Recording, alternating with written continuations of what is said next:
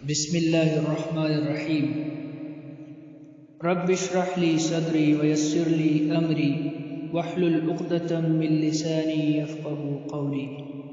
اے میرے رب، میرا سینہ کھول دے اور میرا کام آسان کر، اور میری زبان سے گرہ کھول دے کہ میری بات سمجھ لے۔ خود سے خدا تک، مصنف محمد ناصر افتخار۔ میں کون ہوں، خودی کیا ہے، نفس کیا ہے؟ Who am I? What is ego? What is self? اپنی پہچان کے لیے جب ہم قرآن مجید سے مدد لیتے ہیں تو اللہ نے دو طرح کے دشمنوں کا ذکر کیا۔ شیطان کو انسان کا دشمن کہا ہے اور فرمایا کہ جب میں نے نفس کو پیدا کیا تو اپنا سب سے بڑا دشمن پیدا کیا۔ قرآن کریم میں شدت کے ساتھ نفس کے تزکیے کا حکم دیا گیا ہے۔ تزکیہ تب ہی کیا جا سکتا ہے جب آپ اس دشمن کو جان لیں، خوب اچھی طرح سے پہچان لیں کہ آخر نفس ہے کیا، اس کے افعال کیا ہیں، تبھی آپ اس قابل ہو سکتے ہیں کہ اسے پاک کر سکیں۔ آئیے نفس کے بارے میں جاننے کی کوشش کرتے ہیں۔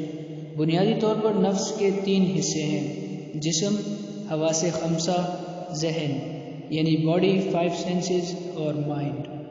ہم بالترتیب تینوں کا مشاہدہ کرتے ہیں۔ جسم ایک رونمائی ہے، یعنی باڈی از اپیئرنس۔ ہر جاندار کا وجود اس کے جسم کے ساتھ ہے۔ جسم واحد جرثومے یعنی سنگولر سیل سے بنا ہے۔ یہ ایک حیاتیاتی مادہ میٹر ہے۔ جسم ایک زندہ چیز نہیں ہے۔ حواس خمسہ موجود نہ ہو، دماغ کام نہ کر رہا ہو تو جسم کی اپنی حیثیت ایک مردہ شے کی ہے۔ جسم کا عقل سے براہ راست کوئی زیادہ تعلق نہیں ہے۔ جسم حیوانی ہے اور اس میں 2 جبلتیں ہیں: بچاؤ یعنی سروائیول اور افزائش نسل یعنی ریپروڈکشن۔ جسم صرف بھوک مٹانے اور اپنی پیداوار بڑھانے یعنی ریپروڈکشن میں دلچسپی رکھتا ہے، اسے باقی کسی شے سے غرض نہیں۔ گو کہ انسانی جسم اپنی بناوٹ اور نفاست کے اعتبار سے تمام حیوانی اجسام میں اعلیٰ وجود رکھتا ہے، لیکن پھر بھی یہ ایک اٹل حقیقت ہے کہ بنیادی طور پر حیوان اور انسان کے جسم میں حیاتیاتی اعتبار سے کوئی زیادہ فرق موجود نہیں۔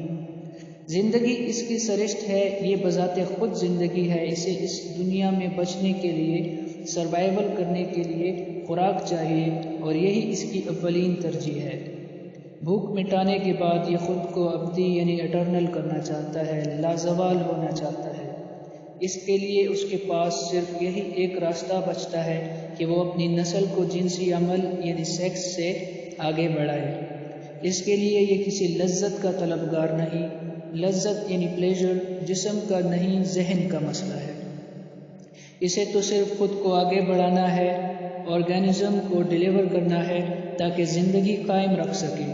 یہی اس کی عقل ہے اور اتنا ہی اس کا مقدر ہے۔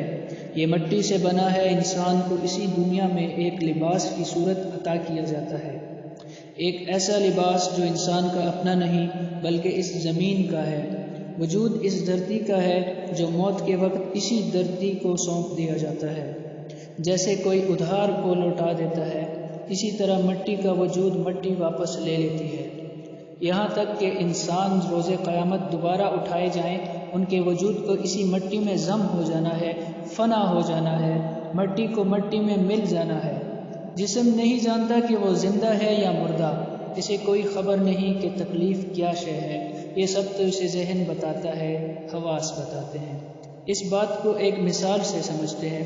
فرض کیجئے ایک شخص کو میز پر لٹا کر اس سے اس کا نام، بیوی، بچے، تعلیم اور کاروبار کا پوچھا جائے۔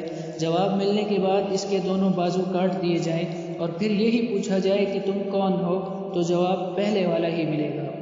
پھر دونوں ٹانگیں بھی جسم سے جدا کر دی جائیں اور وہ شخص میز پر پڑا ہوا محض ایک دڑ ہی رہ جائے، تب بھی اس کا نام، تعلیم، کاروبار، گھر بار، بیوی بچے وہی رہیں گے۔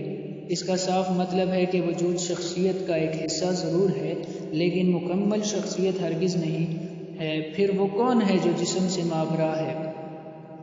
یہ صرف جسم کا وہ تعارف ہے جو تزکیہ نفس کے لیے انسان کو درکار ہے۔ وگرنہ جسم اللہ رب العزت کی حسین ترین تخلیق ہے، اس کے اندرونی و بیرونی اعضاء کی تخلیق پر قیامت تک بھی غور کیا جاتا رہے تو کبھی بھی یہ پتہ نہ چل پائے گا کہ یہ آخر ہے کیا۔ آج سے تقریباً 30 سال پہلے جا کر دیکھیں کہ سائنس اس جسم کو اتنا کم جانتی تھی، اتنا انڈر اسٹیمیٹ کر رہی تھی کہ ہر بیماری کے لیے صرف ایک ہی ڈاکٹر ہوا کرتا تھا۔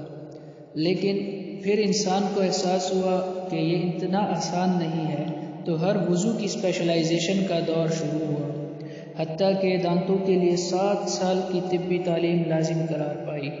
جتنا اندر اترتے چلے جاتے ہیں اتنا ہی راز الجھتا چلا جاتا ہے، حتیٰ کہ بات کلوننگ سے بڑھ کر میوٹیشن تک جا پہنچی ہے۔ جسم کو تا قیامت پڑا جاتا رہے گا۔ اسی طرح حواس کی اپنی ایک الگ دنیا ہے جس کے اپنے اسرار ہیں اور اپنے کمالات۔ حواس بنیادی طور پر 5 ہوتے ہیں: دیکھنا، سننا، چکھنا، سونگھنا اور محسوس کرنا یعنی چھونا۔ یہ جسم کے لیے سینسرز کا کام سر انجام دیتے ہیں، معلومات اکٹھی کرتے ہیں اور دماغ کو پہنچاتے ہیں۔ ان کا اصل کام جسم اور ذہن سے مل کر خواہش کو جنم دینا ہے۔ اس پر آگے بات ہوگی۔ حواس کو کام کرنے کے لیے مخصوص اعضاء دیے گئے ہیں۔ بصارت آنکھ کو کیمرے کی طرح استعمال کرتی ہے، سماعت کانوں کے ساتھ جڑی ہے، چکھنے کی حس زبان میں ہے، سونگھنے کے لیے ناک استعمال ہو رہی ہے اور چھونے کی محسوس کرنے کی حس پورے وجود کے پور پور میں سمائی ہے۔ واضح رہے کہ یہ تعریف طبی نقطہ نگاہ سے نہیں کی گئی، کیونکہ اللہ ایک تخلیق سے ہزاروں لاکھوں مقاصد حاصل کرتا ہے۔ جیسے ناک صرف سونگھنے کے لیے نہیں ہے بلکہ سانس لینے اور نکالنے سمیت اس کے بے شمار کام ہیں۔ یہاں حواس کے بیان کا مقصد صرف اپنی پہچان کے لیے ہے۔ ہم کل میں سے جزو کو الگ کر رہے ہیں تاکہ جو ایک نظر آ رہا ہے حقیقت میں وہ کیا ہے یہ جان سکیں۔ حواس کے پاس بھی اپنا کوئی علم نہیں ہے۔ ذہن کے بغیر حواس کے پاس جو معلومات ہیں وہ کسی کام کی نہیں ہیں۔ ایک نظر ذہن کو بھی دیکھتے ہیں۔ موضوع کی مناسبت سے سردست صرف اتنا سمجھ لینا کافی ہے کہ ذہن جسم انسانی میں یادداشت کا مرکز و محور ہے۔ یہ ڈیٹا سینٹر ہے، تجزیہ کار یعنی اینالسٹ ہے۔ یہ تمام جسم اور حواس پر حکمران ہے۔ حواس باہری دنیا کی معلومات اسے مہیا کرتے ہیں۔ اس سے انفارمیشن کی مدد سے ماضی کے تجربات کو استعمال کر کے ذہن ایک تجزیہ کار کی حیثیت سے فیصلہ صادر کرتا ہے۔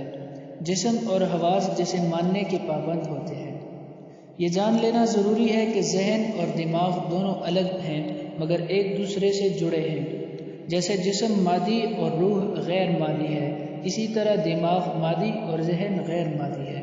دماغ اعصابی نظام اور بہت سے دوسری خلیات سے مل کر بنا ہے جن کو دیکھا جا سکتا ہے، چھوا جا سکتا ہے، جبکہ ذہن غیر مادی ہے، یہ سوچ کا نام ہے۔ ذہن دماغ کے ذریعے تمام جسم انسانی سے جڑا ہے۔ نفس انسان ان 3 حصوں سے مل کر بنا ہے: جسم، حواس اور ذہن۔ یہ تینوں ایک دوسرے کے بغیر بیکار ہیں۔ کسی ایک کی دوسرے کے بغیر کوئی حیثیت نہیں۔ اگر اس سوال پر گہرائی سے غور کیا جائے کہ میں کون ہوں تو انسان ورطہ حیرت سے گم ہو جائے۔ کیا میں جسم ہوں؟ کیا میں احساس ہوں؟ کیا میں ذہن ہوں؟ جب بھی کوئی اندر اتر کر دیکھتا ہے تو پاتا ہے کہ میں یہ سب نہیں ہوں۔ میں ان میں سے ماورا ہوں، ان سب سے ماورا ہوں۔ میں ایک حقیقت منتظر ہوں۔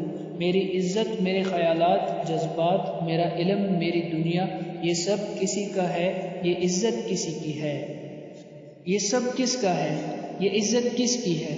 کیا عزت میرے جسم کی ہے، احساس کی یا پھر میرے ذہن کی؟ ان سوالوں کے جواب جاننے کے لیے آئیے نفس کی تہ در تہ گہرائیوں میں اترتے ہیں۔